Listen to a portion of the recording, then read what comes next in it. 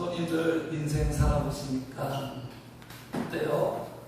별거 없습니까? 별거 있으십니까? 자, 세대가 연령층이 다양하신데 인생 살아보니까 아직 10대들은 잘 감이 안 올 거예요. 이런 증인 20대도 마찬가지고 한 50대쯤 돼야 조금 감이 올 것 같은데, 자, 인생 살아보니까 이것이 진짜 중요하더라. 뭔가 그렇게 발견한 거 계신가요? 인생 살아보니까 이게 참 중요하다. 물질인가요, 여전히? 역시 물질이다. 사람 돈이 있어야 돼. 돈이 있어야죠. 돈 없이 못 살죠. 필요할 만큼만 있으면 되죠. 물질인가요? 물질이 제일 중요한 거 아니면 부동산인가요? 대한민국에서는 이 부동산이 엄청난 그런 의미죠. 건강이 제일 중요한가요, 선생님들? 지혜란 뭐라고 제가 말씀드렸죠? 지혜는 가장 중요한 것을 분별할 줄 아는 능력이 지혜예요. 공부 많이 한다고 지혜가 있는 게 아닙니다. 내 인생에 가장 중요한 것을 분별할 수 있는 능력, 그게 바로 지혜예요. 그래서 이런 유행어 있잖아요. 멋이 주먼디, 이런 유행어 있지 않습니까? 지문 칼럼에도 그런 제목이 있던데, 인간들이 뭐가 중요한지를 잘 모르는 것 같아요. 자, 우리가 살아보면서 여러 가지 중요한 부분들이 많이 있는데, 오늘 우리가 이거 한 가지 생각했으면 좋겠어요. 우리의 인생에 가장 중요한 것, 이것이 아닐까요? 같이 합시다. 만남. 어때요? 공감하시나요? 동의하시나요? 만남이 참 중요해요. 아무것도 아닌 것 같지 않지, 그런 것 없이 같지만 그렇지 않아요. 그 만남이 우리 인생에 얼마나 큰 영향을 줍니까? 복된 만남, 불행한 만남, 잘못된 만남, 좋은 만남. 네? 그래서 이 만남 어떻게 생각하세요? 이게 복된 만남이에요? 누군지 아십니까? 푸틴 러시아 대통령, 그리고 바그너 그 용병 군사기업의 수장 프리고진, 얼마 전에 쿠데타 한번 이렇게 보냈죠. 엄청난 사건이 한번 벌어질 뻔했는데 단기간에 무마가 되어버렸어요. 자, 이 만남 어때요? 복된 만남인가요? 잘못된 만남이죠. 잘못된 만남. 푸틴의 요리사였던 사람이 푸틴의 등에 업고 권력의 위치까지 올라가. 이 만남을 통해서 많은 사람들이 불행해진 거, 불행해졌잖아요. 그때 만남이라고 말할 수가 없어요. 만남이 우리의 인생을 좌우합니다. 맞습니까, 성도님들? 좌우해요, 성도님들. 만남에 효과가 있고 결과가 있어요. 그래서 남자는 여자를 잘 만나야 된다. 여자는 남자를 잘 만나야 된다. 잘 만난 것 같아요, 이 커플은.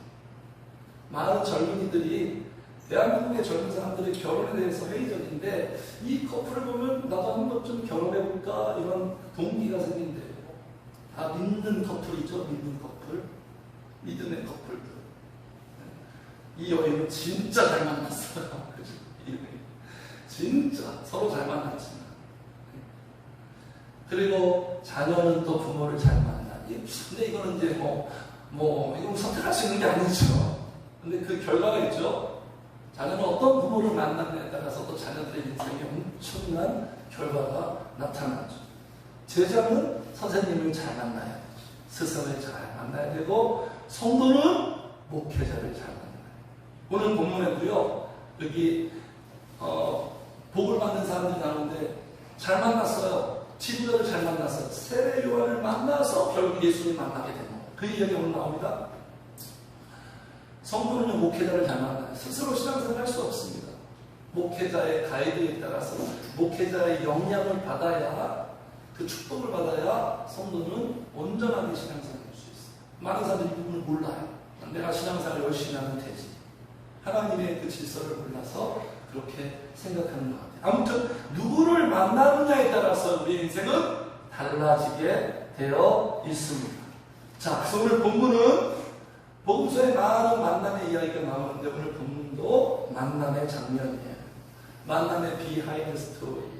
누구와의 만남? 예수 그리스도와의 만남. 삭개오도 만나고 여러 만남 있잖아요. 요한복음 보면 계속 만남의 연속입니다.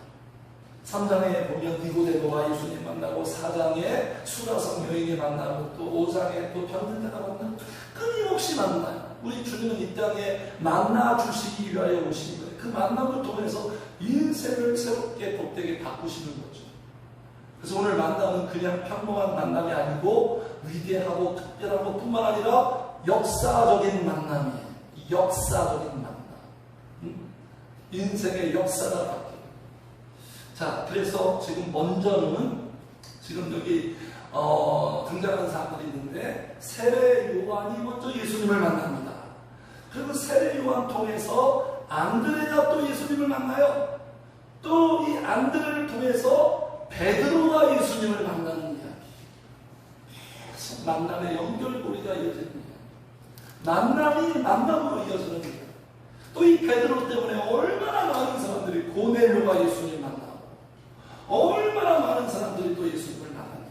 또 그 만난 사람이 또 다른 사람에게 만남을 제공합니다. 우리의 만남은 영원한 거예요. 우리의 만남은 참으로 복 있는 거예요. 자, 그래서 오늘 이 만남의 장면을 통해서 우리가 발견하는 게 있는데 만남의 효과를 발견합니다. 구절마다 만나면 이렇게 되는구나. 그런 모습이 나타나요. 성도님들, 만나면 어떻게 될까요? 주님을 만나면 어떻게 되죠? 어떤 효과가 나타나죠. 주님을 만났는데 똑같이 살 수 있을까요? 그럴 수 있다 없다? 없어요. 그런 일은 절대로. 주님을 만났는데 똑같이 살게 된다? 주님을 만났는데 어제와 같이 된다? 그럴 수는 없어요. 작은 모습이라도 반드시 어떤 변화된 모습이 나타나기 마련이에요. 자, 그래서 오늘 이 만남의 효과를 우리가 함께 이 스토리 통해서 하나씩 발견해 갔으면 좋겠습니다. 자, 첫 번째, 시작. 만나면 은혜를 알게 된다. 만나면 은혜를 알게 된다. 왜 은혜를 알게 됩니까? 이 만남 자체가 은혜예요. 지금 제일 먼저 누가 만났다고요? 예수님을? 세례 요한이 만났는데 세례 요한이 만난 게 아니에요. 주님이 만나주신 거예요. 주님. 인간관계는요, 우리가 주도적으로 만날 수 있습니다. 나의 어떤 의지에 따라서. 그런데 주님과의 만남은 우리가 스스로 만날 수가 없어요. 하나님이 만나 주셔야 되는 거예요. 성령님이 역사해야 되는 것이에요. 그것을 우리는 어떻게 말한다? 은혜라고 말하는 거예요. 은혜로. 그래서 주님과의 만남은 전적인 은혜. 하나님의 100% 은혜로 이루어 주시는 거예요. 그래서 어떻게 내가 주님을 만나게 된 사람이라면, 이건 진짜 하나님의 은혜로다. 바울사도가 고백한 것처럼 나의 나된 것은 하나님의 은혜다. 또 사람과의 복된 만남도 우리가 보면 이것도 하나님이 만나게 하셨구나. 우리의 모든 만남은 하나님이 주관하는 거예요. 우리의 모든 인연은 그러므로 천연이에요. 천연. 하늘이 맺어준 관계. 천연에 의해서 우연 같은 필요 속에서 우리가 만나게 되는 거예요. 자, 그래서 여기 보겠습니다. 29절. 이튿날 요한, 세례 요한 말이에요. 이튿날 요한이 예수께서 같이 읽어 시작. 자기에게 나오심을 보고 이르되. 요한이 먼저 주님에게 나가지 않고 예수님이 먼저 찾아옵니다. 이렇게 시작되는 거예요. 만남의 스토리는. 주님이 나에게 오신 것을 보게 된 거예요. 된 거예요. 요한이 한 게 아니에요. 하나님의 은혜죠. 하나님의 은혜. 자기에게 나오시고, 그리고 오늘 29절에서 41절까지 계속 반복적으로 등장하는 단어가 뭐냐면 보고. 무슨 의미입니까? 보게 된 건 만나 주셨기 때문에 우리가 반응하게 되는 거죠. 보고. 29절 이튿날 요한이 예수께서 자기에게 나오심을 보고. 이게 하나님의 은혜예요. 보게 하신 거예요. 보여주신 거죠. 지난주 기억나죠? 요한복음 하나님의 은혜 나타내 주신 거예요. 나타내 주신 거예요. 그렇기 때문에 우리가 보게 된 거예요. 보고. 33절 33절도 나도 그를 알지 못하였으나 나를 보내어 물로 세례를 베풀라 하신 그에게 나에게 말씀하시되 성령이 내려서 누구 위에든지 머무는 것을 같이 시작 보거든. 보게 하신 거예요. 하나님께서 세례 요한이 보고 싶어서 보게 된 게 아니에요. 볼 수가 없어요. 인간은 보거든. 34절에도 내가 보고 그가 하나님의 아들이심을 증언하였다. 36절에도 예수께서 건이심을 보고 다 하나님의 은혜. 왜 이렇게 보여주셨을까요? 그 이유는 너무나 간단하죠. 그 누구도 우리 주님을 알아볼 수 없기 때문에. 세례 요한 같은 이 존재도 주님을 알아볼 수 없어요. 31절 이렇게 말하는 거예요. 31절 나도 그를 알지 못하였으나 나도 그를 알지 못하였으나 본인도 몰랐대요. 예수님을. 33절 또 나오네요. 두 번 지금 말하고 있어요. 33절 나도 그를 알지 못하였으나. 네. 아니 예수를 보고 어떻게 그분이 하나님인 줄 알아요? 이게 말이 됩니까? 사람을 보고 어떻게 이 존재는 신이다 이렇게 볼 수 있는 사람이 어디 있어요? 이건 놀라우신 기적의 역사가 되는 거예요. 그래서 당시 예수님 오셨을 때 예수님을 하나님 그리스도로 인정한 사람들이 거의 없어. 가족들도 인정할 때 가족들도 막 너 미쳤다 너 왜 이러니 뜯어말렸거든요. 아주 극소수가 예수가 하나님이라는 것을 알게 됐어요. 이것도 본인이 알게 된 거예요. 하나님의 은혜예요. 하나님.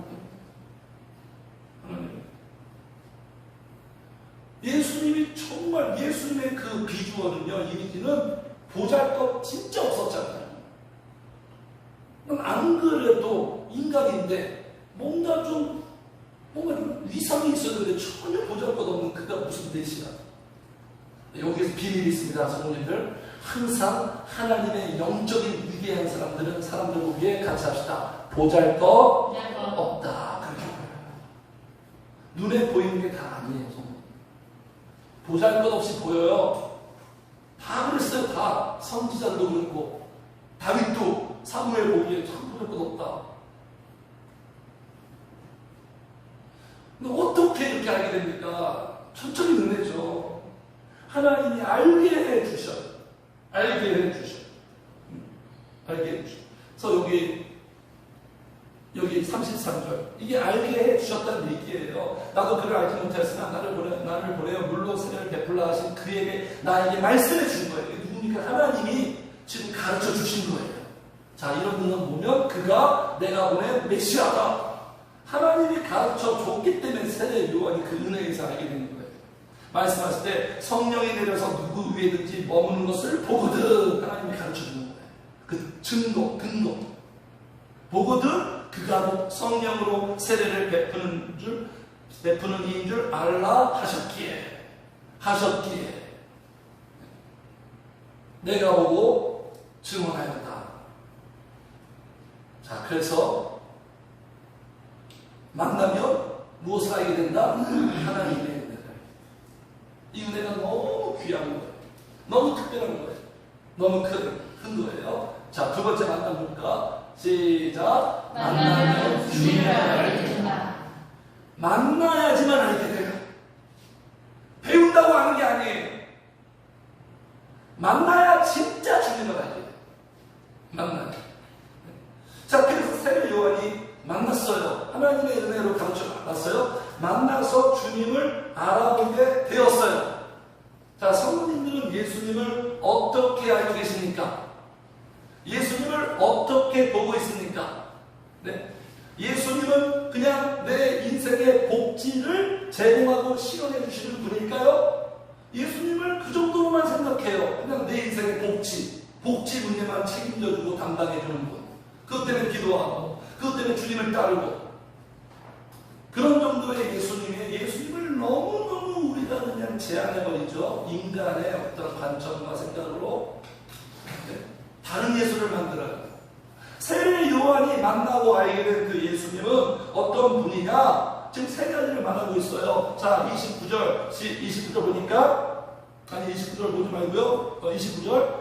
이튿날 요한이 예수께서 자기에게 나오심을 보고 이르되 시작. 보라, 세상에 지고 가는 하나님의 어린 자가 보라, 보게 된 거예요. 예수님은 누구다? 세상죄. 그 세상은 너무 추상적이에요. 나의 죄를 대신 담당하고 지고 가는 하나님의 어린 양이다. 구약에서 약속했던 하나님의 속죄, 죄물이다. 예수님이 지금 내 죄 대신 담당하신 희생양이다. 희생양. 아무런 희생을 당할 이유가 없는데 나 때문에, 내 죄 때문에. 이것을 알게 되죠, 성도님들. 이걸 알아야 되고요. 내 삶의 문제만 중요하지 무슨 십자가, 속죄 이런 거 나오면 전혀 와닿지도 않고 그냥 무슨 신학적인 주제인 것 같고 이렇게 하면 안 되는 거예요. 이게 진짜 우리에게 실제적인 부분이에요. 인간에게 진짜 풀어야 되고 해결된 문제가 뭐냐면 죄 문제. 죄 때문에 불행하고 죄 때문에 망하는 거예요. 죄 때문에 우리가 매여 있는 거예요. 이 나의 죄 문제 누가 해결해줘요? 내가 해결할 수 있으니까 착하게 살면 되는 거예요? 이 죄 문제는 예수님밖에 없잖아요. 예수의 피밖에 없잖아요. 이 하나님의 죄는요, 동물의 피도 안 되죠. 구약의 동물의 피, 인간을 다 죽일 수 없으니까 하나님이 동물을 대신 죽여서 인간의 죄를 용서했잖아요. 근데 그 시스템도 임시방편이에요. 임시방편. 영원한 그런 게 없어요. 그래서 확실하게 누가 해결해 줬습니까? 예수님이 해결해. 예수님이 단번에, 히브리서에 이렇게 나와요. 단번에 한 방에 해결했다. 그래서 그 이후로 우리가 지금 동물 피 잡고 그렇지 않잖아요. 이런 시간에 동물 피 잡고 그렇지 않잖아요. 예수님 없었다면 우리 여전히 지금도 동물의 피를 잡고 막 저런 제사장이니까 막 죽여서 막 토막내고 막 이래야 돼요. 이게 예배예요.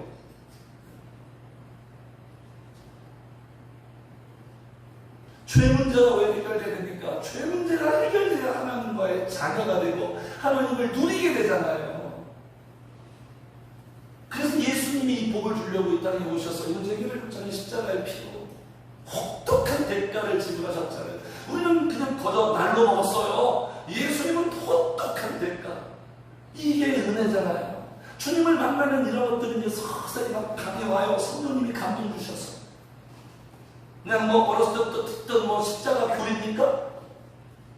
이렇게 돼야 돼요. 나이 갈수록 보혈에 대한 찬양을 하고 주님의 십자가가 나한테 더 크게 다가와야 돼. 크게. 네? 새롭게 다가오기도 하고. 죄 문제가 해결돼야 우리가 천국 갈 수 있잖아요. 이 땅에서 아무리 잘 살면 뭐예요? 짧은 인생인데. 짧은 인생이잖아요. 금방 우리 여기 계신 80대 우리 어르신들 이렇게 될 줄 몰랐어요. 똑같이 그냥 엊그제 40대였어요. 근데 이렇게 80이 되는 겁니다. 금방 갑니다. 인생. 이 땅에서 아무리 잘 살면 뭐예요?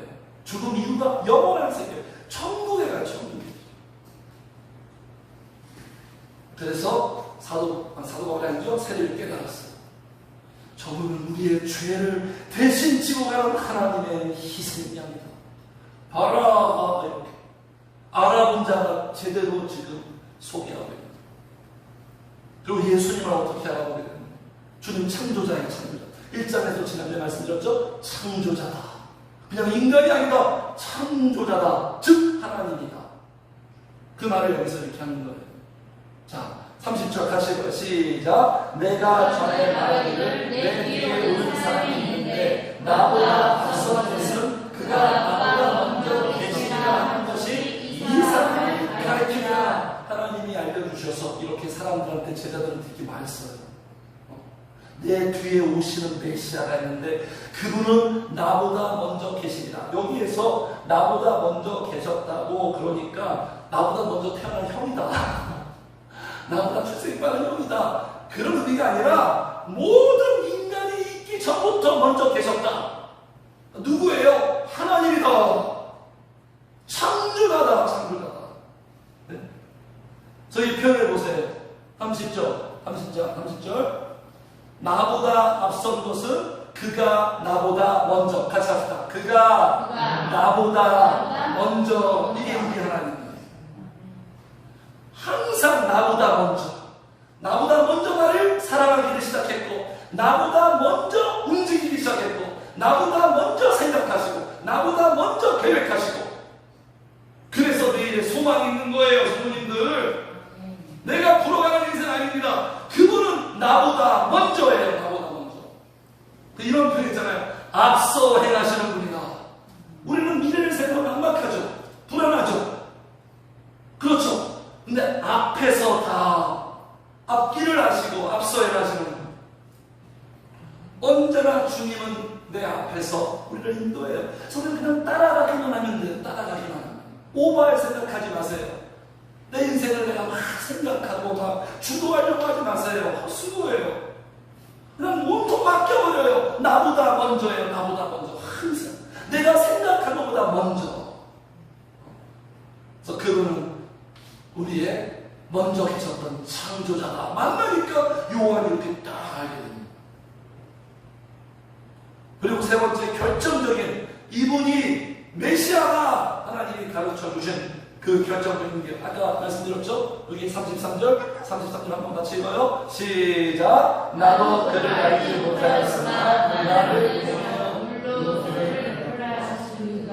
나에게 말씀하시되 성령이 누구에게든지 머무는 것을 보거든 그가 성령으로 세례를 베푸는 이를 알라 하셨게 하나님이 가르쳐줬죠. 누가 메시아다? 그 근거와 증거가 뭐예요? 성령이 임재하거든. 비둘기같이 내려서 머무는 사람을 보거든. 이걸 보게 하신 거예요. 이게 예수님의 진정성이에요. 예수님이 이 땅에서 예수님 했던 그 원동력은 단 한 가지밖에 없어요. 성령이에요. 성령 세례. 그러니까 이게 이 예수님의 진정성이고, 성도의 진정성도 성령의 세례를 받아야 되는 거예요. 예수님처럼. 네. 물 세례가 아니에요. 물 세례 받았다고 그가 하나님의 자녀가 아닙니다. 성령 세례를 받아야 돼요. 성령 세례. 그래서 예수님이 성령을 받았기 때문에 이렇게 사신 거예요. 주 여호와의 영이 내게 예수님이에요. 내게 내리셨으니 이는 여호와께서 내게 기름을 부으사 가난한 자에게 아름다운 소식을 전하게 하려 하시니라. 나를 보내사 마음이 상한 자를 고치며 포로된 자에게 자유를, 갇힌 자에게 노임을 선포하며. 이게 다 복음서 사건이잖아요. 예수님은 성령으로 봉사하신 분이에요. 성령. 예수님의 진정성, 여호와의 은혜의 해와 우리 하나님의 보복의 날을 선포하여 모든 슬픈 자를 위로하시고, 성령으로 이렇게 하는 거예요. 그래서 예수님은 성령의 충만함을 받고 예수님이 베푸는 게 뭐다? 성령을 베푸신다. 예수님이 베푸시는 복이, 그러니까 예수님이라면 어떤 기적을 베풀어야 예수님이다. 세례 요한이 이렇게 알게 된 게 아니라 예수님은 누구냐? 무엇을 베푸는 분이냐? 성령 세례를 베푸는 것이다. 그러니까 우리에게 가장 좋은 게 뭐예요? 끊임없이 반복하고 끊임없이 강조합니다. 우리에게 가장 주님이 베푸신 복이 뭡니까? 성령 세례예요. 성령 세례. 근데 이거를 달라고 하는 거. 우리는 기적을 베풀어줘서 우리를 복되게 하는 경우보다 성령 세례를 주시는 거예요. 왜 성령 세례를 베풉니까? 왜 성령의 선물을 줘서? 그게 가장 좋은 거니까. 그리고 성령 세례를 받아야 우리의 속사람이 변화되는 거예요. 그 외에는 변화가 없어요. 절대로 변화되지 않아요. 체험을 하고 말씀을 아무리 하도 우리의 속은 뒤집어지지 않습니다. 네. 그래서 주님을 만나면 주님을 알게 됩니다. 자, 세 번째 만나봅니다. 시작. 만나면 은혜를 알게 됩니다. 이게 아니냐? 죄송합니다. 시작. 만나면 누군가의 영향력과 틀림없죠? 이건 우리의 삶 속에 드러난 사실이죠. 영향력 있는 사람들, 아무것도 없고 보잘것 없어 보이는데 만나면 반드시 누군가에게 영향을 줘. 예수님 만나는 게 너무 좋은 거예요. 이게 해결책이에요. 만나면. 이 만남의 효과, 선한 좋은 영향. 네? 반드시 누군가에게. 그래서 누가 주님을 만났다. 그럼 주변의 분위기가 달라져요. 교회도 마찬가지예요. 교회가 성령의 역사에서 주님을 만난 사람들이 많아지잖아요. 그 분위기가 달라져요. 생긴 가정도 마찬가지. 가정의 분위기를 바꾸는 것은 무슨 뭐 가구 바꾸고 무슨 제품을 바꾼다고 좋아지는 게 아니에요. 주님을 만나는 사람이 딱 출연하면 그 가정의 분위기가 서서히 달라져. 분위기가 좋아져. 네. 피스메이커가 되는 거예요. 그래서 교회는요, 이렇게 주님 만나는 사람들이 점차적으로 많아야 돼요. 훨씬 많아요. 그들이 구심점이 되어서 분위기를 어떤 이끌어가는 영향력이. 가정도 마찬가지예요. 가정도 주님을 만나는 사람들이 서서히 많아야 돼요. 가정에 기도하는 사람들이 많아야 돼요. 한 사람만 기도하면 안 돼요. 점차적으로 많아야 돼요. 네. 그래서 제가 새롭게 알게 된 사실이에요. 그 가정에, 성분 가정에 한 사람만 기도하지 않았거든요. 그 혼자 고군분투하는 줄 알았어요. 그런데 또 한 사람이 그 가정에서 기도를 하고 있다. 자기들은 날마다 기도한대요. 그래가지고 얼마나 감사한지. 야, 이게 기도에 영향을 주는구나. 얼마나 감사하고 냉수같이 시원한 소식이지. 기도하는 자가 영향을 줄 수밖에 없어요. 결국은 하나님은 기도하는 자의 편이에요. 기도하는 자와 함께 일하시는 분이에요. 기도하는 자가 축복할 수밖에 없는 거예요. 그래서 만나면 이렇게 영향을 줘요. 무슨 영향을 줄까요? 자, 시작. 만나면 바라보겠다. 틀림없죠? 만나면 바라보게. 우리 인간들은 다 뭔가를 바라보고 있어요. 로망이 있어요. 시선이 있죠. 자기의 마음에 관심사가 있습니다. 네? 다 바라보고 있어요. 검색하기도 하고, 알고리즘, 그죠? 알고리즘. 내가 여기서 제일 관심 있는 부분들을 이렇게 데이터해가지고 우리한테 막 보여주는 건 그렇지 않습니까? 네. 그래서 지금 세례 요한이 가리켜서 딱 보게 하니까, 보게 하죠. 이분이다. 이분을 주목해라. 이분을 주시해라. 네. 그러니까 주님 만나면 세례 요한도 바라보게 하고, 그리고 주님 만난 사람도 주님을 바라보게 돼요. 주님을 이제. 그래서 목회자는요, 성도한테 이분밖에 없다. 이분밖에 없다. 세상을 바라보지 말아라. 물질을 바라보지 말아라. 사람을 바라보지 말고 이분밖에 없다. 그냥 강력하게 그냥. 이분만 바라보면 산다. 주목하게 하는 거예요. 세례 요한처럼 제자들한테 보라! 이분을 봐라, 이분을. 만난 자가 이렇게 하는 거예요, 이렇게. 주님만 바라보고. 그래서 이런, 우리가 이제 말씀 끝나고 찬양하겠지만, 주님 딱 만나면 이렇게 되는 거예요. 세상과 나는 간못 없고, 구속한 주만 보이는도다. 이제 주님이 보이고, 주님을 만나니까 다른 이제 안 보이기 시작하는 거죠. 너무 차이가 나니까. 비교가 되니까. 나의 시선을 지켜주는 거예요. 주님 만나면 만날수록 하나님이 크게 보이면 상대적으로 다른 것들, 내가 그전에 크게 여겼던 것들을 이제 안 보기 시작해요. 이런 자유함이 있는 거예요. 이런 자유.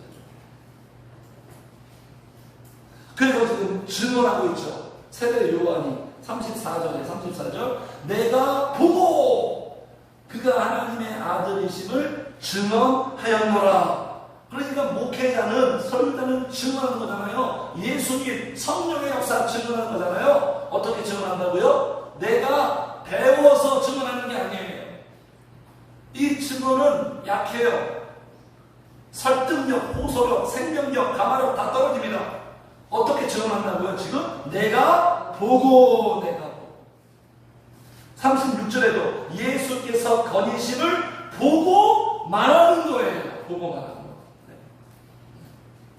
그러니까 만나야 말할 수 있는 거죠. 예수님에 대해서. 그래서 평상시에 내 입술에 예수님 이야기, 뭐 은혜 이야기, 신앙 이야기 전혀 없다면 주님과의 만남이 없는 거예요. 그 통함이 없는 거예요. 나한테 없는데 뭐가 나한테 뭐 말할 수 있겠습니까? 누가 거짓 선지자다? 부모님들, 제가 말씀드렸죠. 거짓 선지자 누구예요? 이단들이 거짓 선지자 아닙니다. 총신 신대원 나와서 거짓 선지자 많아요. 누가 거짓 선지자다? 예수님을 만난 적이 없는데 예수님 말하는 사람들이 거짓 선지자예요. 예수님 말할 수 있죠. 공부 열심히 하면. 책 많이 읽으면 예수님 기가 막히게 말할 수 있어요. 근데 예수님을 만난 적이 없어요. 세례요한 저는 예수님 만나보고 증언해야 되거든요. 근데 성도님들 듣기에 좀 다르지 않을까요? 예수님을 만나서 전하는 설교자랑 예수님 만나지 못하고 공부 많이 해서 전하는 설교자는 차이가 있어요, 없어요? 아직 분별하지 모르겠어요? 분명히 차이가 있어요. 말을 잘하고 못하고이 아니에요. 영적인 임팩트가 달라요. 안 그렇겠습니까? 연구한 사람이 많은 말하는 것과 목격자가 말하는 건 그 힘이 다른 거예요. 힘이. 그래서 우리 성도님들이 예수님 만나잖아요. 계속 만나잖아요. 성령의 역사를 경험하잖아요. 누군가한테 말할 때, 자녀들한테 말할 때, 부부끼리 말할 때, 사람들한테 말할 때 그 말에 뭐가 있다? 같이 합시다. 권위가 있다. 권위가 있는 거예요. 힘이 있는 거예요. 내가 남자니까 아버지니까 이 권위의식으로 되는 건 하나도 없어요. 절대로 그렇게 접근하지 마세요. 권위의식은 아무것도 그냥 부작용만 생겨 상처만 받아요. 내가 주님 만나서 은혜 받아서 성장하고 영적인 그 힘이 있으면 내가 부드럽게 말하도 어떻게 누군가에게 권위 있게 영향을 주님 만나면 이렇게 영향력을 주게 돼요. 주님 만나면 증언하게 되는 거죠. 이렇게 만나면 증언하게 돼요. 주님을 만났는데 침묵하는 인간 본 적이 있습니까? 분명도 없어요. 주님을 만나면 반드시 내 입에서 이야기가 나오게 되어 있어요. 그래서 기도하는 성도들 보면요, 성령님께서 역사하는 성도 보면요, 이야기가 점점 많아져요. 성도님들 신앙에 대해서 할 얘기 있습니까? 이야기가 많아야 돼요. 성령 충만하면 많아요. 왜냐하면 보고 느끼고 경험하고 깨닫는 것들이 점점 많아지니까. 그러면서 말하게 되고 나누게 되고 교제하게 되고 누군가에게 조언해주고 축복도 해주고 히스토리형 인간이 되는 거예요. 그래서 주님을 만나면 이렇게 영향을 주고 증언하게 되고 이런 효과들이 우리가 보게 되는 거죠. 또 만남의 효과 계속 보겠습니다. 같이 읽어요. 시작. 만나면 만남으로 이어진다. 그 만남이 나에게만 머물지 않아요. 이 만남에는 생명력이 있어요. 이 만남은 나에게만 멈추지 않아요. 예수님 말씀하셨죠. 성령이 임하면 어떻게 된다? 확장된다. 예루살렘과 유대와 사마리아와 땅끝까지 퍼져나간다. 퍼져가는 거예요. 네. 세례 요한을 통해서 누가 예수님 만나게 됐다고요? 아까? 안드레가 세례 요한의 제자예요. 세례. 이 안드레 통해서 또 베드로 만나고, 이 안드레랑 베드로는 형제지간. 베드로가 형, 안드레가 동생. 우리 교회 이렇게 일충만 교회를 만나고 저랑 만난 이 스토리도 성령님도 어떻게 이렇게 만나게 됐습니까? 누구누구를 통해서 이렇게. 성령님이 일하잖아요. 누구누구 통해서. 어떤 그런 관계를 통해서 이렇게 우리가 만나게 되지 않았습니까? 이게 다 하나님이 맺어주신 관계예요. 하나님이 일하신 거예요. 그냥 우연같이 일어난 일이 아니에요. 평범한 사건이 아닙니다. 그래서 여기 지금 안드레 보세요. 어떻게 이렇게 영향을 받았냐면 37절 같이 읽겠습니다. 시작. 두 제자가 위에 말을 듣고 예수를 따르거늘. 안드레 또한 제자가 있습니다. 누구의 말을 듣고? 세례 요한의 말을 듣고 예수님을 따르게 되는 거예요. 이게 말씀의 목표예요. 예수님 따르기. 네? 세상 따르고 내 욕망 따르는 게 아니라 예수님을 따르기. 이게 설교자들의 소원이에요. 제가 설교하는 목적도 그겁니다. 성령님들이 주님만 따르게 성령을 쫓아 살아가는 성령. 세상 사람들은 그렇게 살지 않잖아요. 물질에 쫓아서 막 살아가죠. 근데 성령을 쫓아 예수님을 따르게. 자, 성도님들 주님을 잘 따르고 계십니까? 따르고 계신 것 같아요? 성령을 쫓아내고 있어요? 발빠른 알지 못하지만 주님만 붙들고 잘 가고 있는 것 같아요? 그러면 주님을 따르고 있다면 왜 따르려고 하시는 거예요? 이 본질적인 질문 한번 우리가 나 자신에게 던져보세요. 나는 왜 주님을 따르려고 하는가? 나는 왜 신앙생활을 하고 있는가? 그 동기와 목적이 뭡니까? 혹시 그냥 잘 먹고 잘 살고, 네? 내 욕구를 충족하고 실현시키고 내 마음의 소원 이루고 이러한 목적으로 주님을 따르고 있다면 그건 제대로 따르고 있는 건 아니겠죠? 그래서 주님이 이 부분에서 질문을 던져요. 주님이.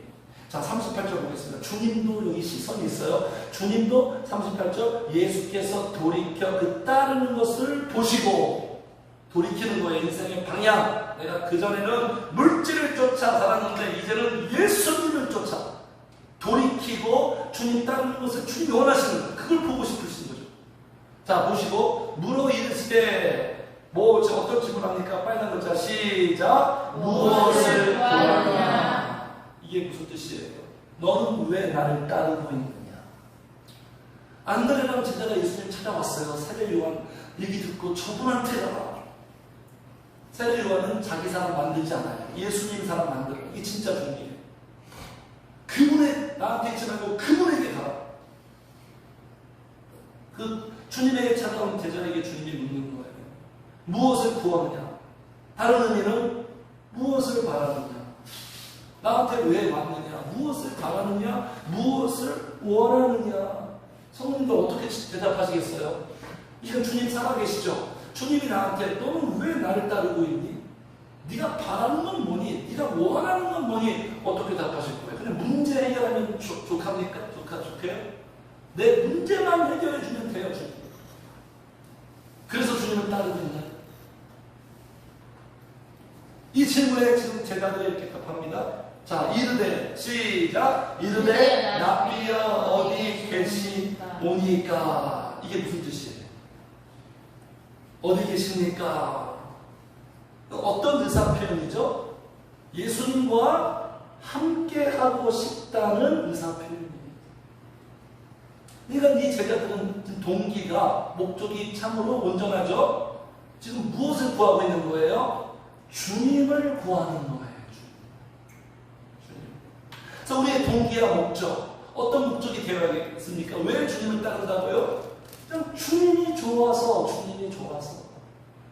주님과 함께 하고 싶어서, 주님과 함께 있고 싶어서, 이게 우리가 주님을 구하고 따르는 목적이어야 됩니다.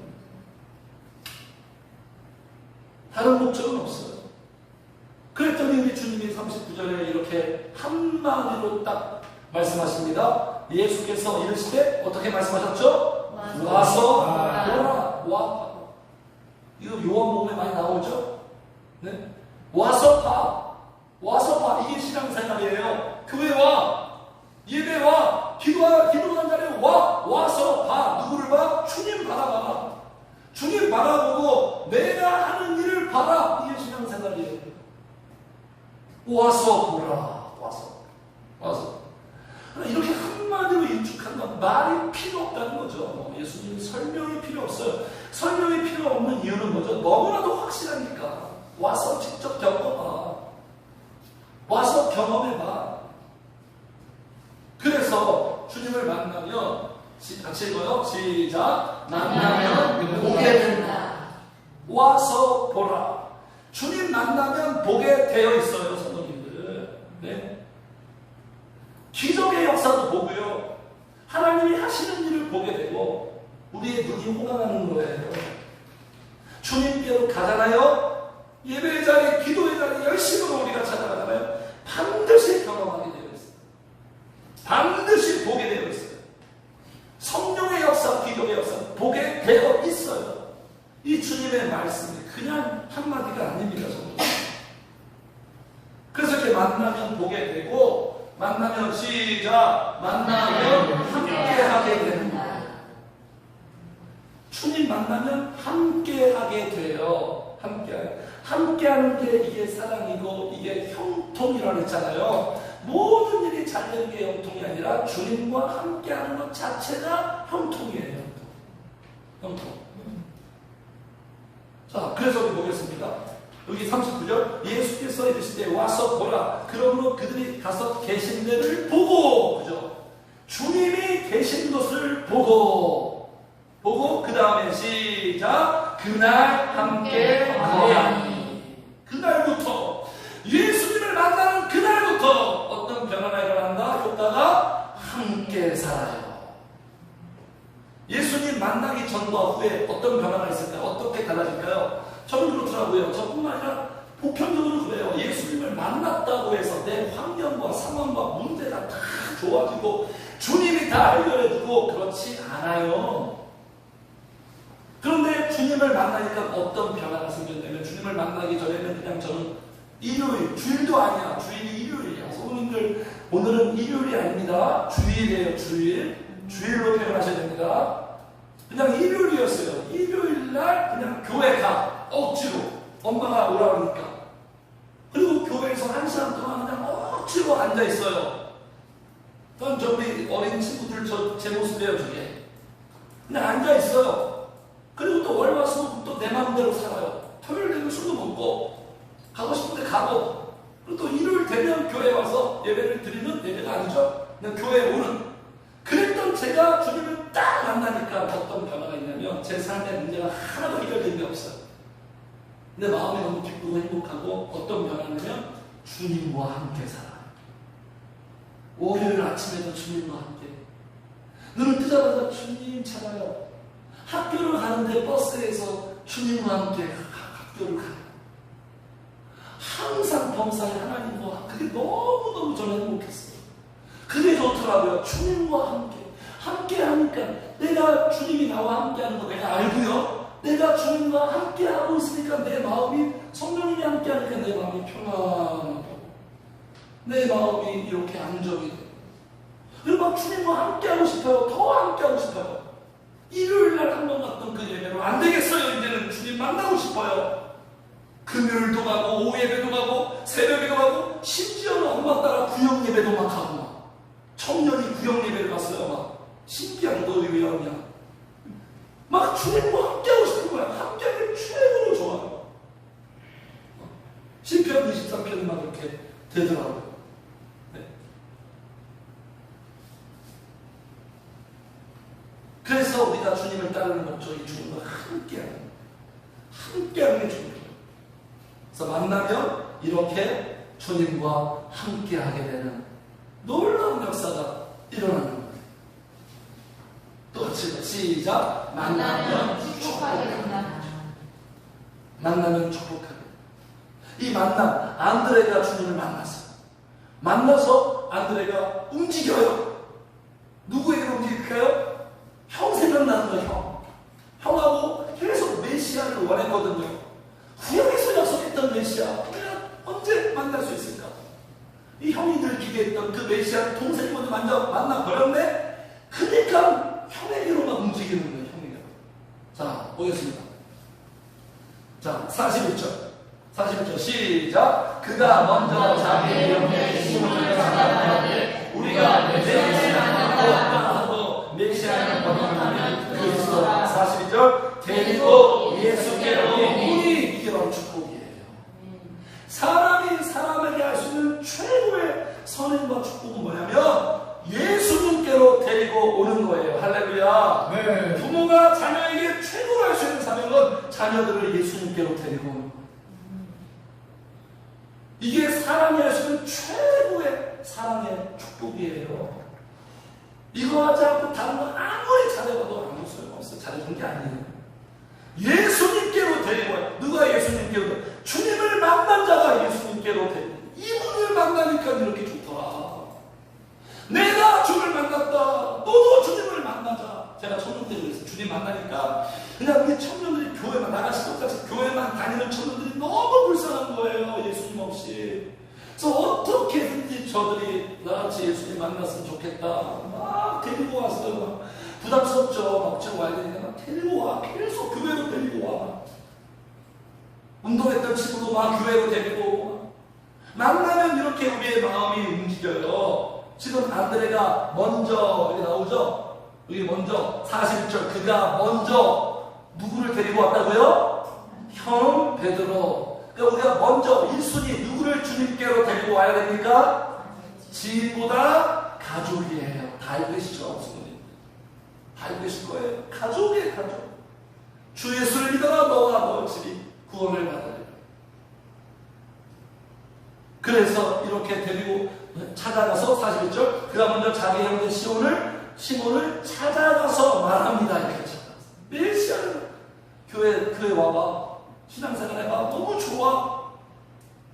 이런 내 마음이 돼야 성령님이 나를 통해서 교회 나오기 싫은 남편이나 아내나 아들이나 가족에게 역사하는 거지. 나조차도 안드레처럼 예수님 만나니까 신앙생활하니까 기도하니까 너무 좋더라. 이게 없는데 나조차도 이게 없는데 가서 찾아가서 막 교회 나와야 된다 이렇게 말할 수가 있겠죠.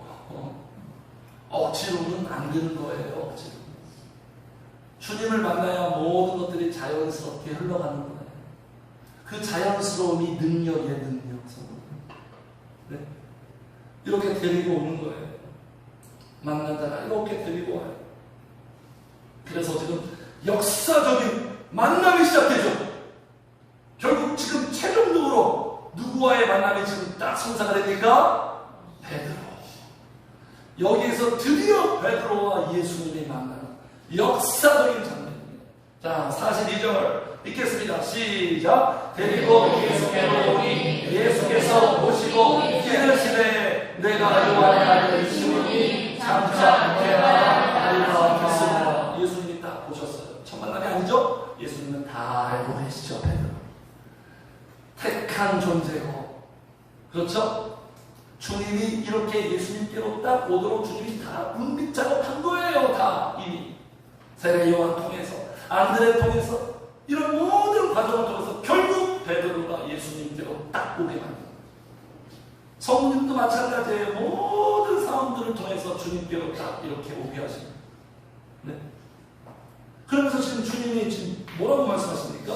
네가 요한의 아들 시몬이니 장차 개바가 아니라 뭐 하시는 거예요? 계명을 하시죠. 계명. 왜 이름을 바꾸실까요? 알고 계시죠? 이름이 마음에 안 들어서 대비시켜야 되는데 이름도 바꾸자. 네? 왜 계명하죠? 근데 구약에 보면 아브라함을 어떻게 바꿨죠? 아브라함. 야곱을 이스라엘. 사울을 바울. 왜 이름을 이렇게 바꾸죠? 이름은 무엇을 의미합니까? 이름은 존재예요. 존재. 이름을 바꾼다는 건 무엇을 의미합니까? 존재를 변화시키겠다는 겁니다. 같이 합시다. 주님을 만나면 존재가 변화된다. 너는 지금까지 요한의 아들 시몬 육신적인 사람이었지, 이제부터는 너는 게바가 될 거야. 베드로가 될 거야. 내가 너한테 새 이름, 새 존재 줄 거야. 영의 사람이 될 거야. 이게 주님을 만나는 목적이에요. 주님 우리를 부르신 목적이에요. 주님 만났더니 내 삶이 질이 높아지고 다 잘 살게 되었다가 아니에요. 왜 만나주십니까? 왜 부르십니까? 우리를 바꾸는 거예요. 변화시키는 거예요. 육으로 살았던 나를 영적인 사람. 그래서 주님을 만나면 이렇게 서서히 바뀌는 거예요. 성도님들. 왜 변화됩니까? 왜 존재가 변화돼야 우리가 회복되고 행복한 모든 것을 축복할 수 있는 거예요. 하나님께 쓰임받아요. 주님이 쓰시려고 사람을 바꾸지 않는데 어떻게 써요? 그가 똑똑하면 주님이 쓰시나요? 그가 열심히 쓰시나요? 주님이 쓰는 사람은요, 영적인 사람이에요. 바뀌어야 돼. 나중에 보고서에 베드로가 잘 안 바뀌죠? 주님이 쓸 수가 없죠. 계속 주님과 충돌하고. 네. 그래서 많은 사람들이 생각해요. 환경이 바뀌면 내 마음이 좋겠다. 다 그렇게 생각하죠. 환경이 놓고 막 기도하죠. 그게 아닙니다, 성도님들. 내 마음이 바뀌어야 내가 좋은 거예요. 내 존재가 변화돼야 되는 거예요, 성도님들. 네. 그래서 이렇게 예수님이 만났죠. 예수님을 역사로 만났어요. 그럼 이 베드로가 바뀌었습니까? 이 만남이 베드로의 인생을 완성시켰습니까? 성도님들, 예수님 만나고 은혜 받으면 다 변화가 되나요? 영의 사람이 되고 말씀대로 살게 됩니까? 우리가 부정할 수 없는 사실은 뭐냐면 주님을 만나도 계속 육신적인 모습이 나타난다는 거예요. 이렇게 우리 혼동하지 마세요. 주님 만났는데 왜 변화가 안 되지? 물론 변화되죠. 근데 주님 만난다고 확 완성되는 건 아니에요. 네? 완성이 아니라, 자, 같이 읽어. 시작. 만나면 완성되기 시작하는 거야. 예수님과의 만남이 결론이 아니에요. 이 만남을 통해서 이제 완성되기 시작하는 거예요. 시간이 부과해요.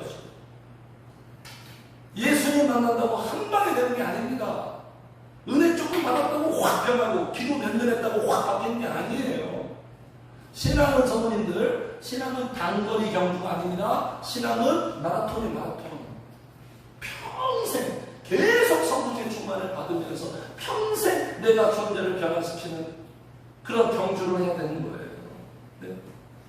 그래서 이 만남은 완성이 아니라 시작이다. 시작이에요. 그래서 예수님이 어떻게 말씀하세요? 자, 네가 요한의 아들 시몬이니 이제부터 너는 개발아. 이게 아니라 어떤 표현을 쓰셨어요? 장차예요. 장차. 너는 앞으로 장차 베드로가 될 것이다. 이름만 바꾼 게 아니라 내가 원하는 사람처럼 살게 될 것이다. 장차예요. 장차. 그래서 성도님들 우리가 영적인 사람이 되면 시간이 좀 필요합니다. 몇 년 사이 되지 않아요. 몇 년 기도했다고 내가 난 이렇게 생각할 필요가 없어요. 그게 쉽지 않아요.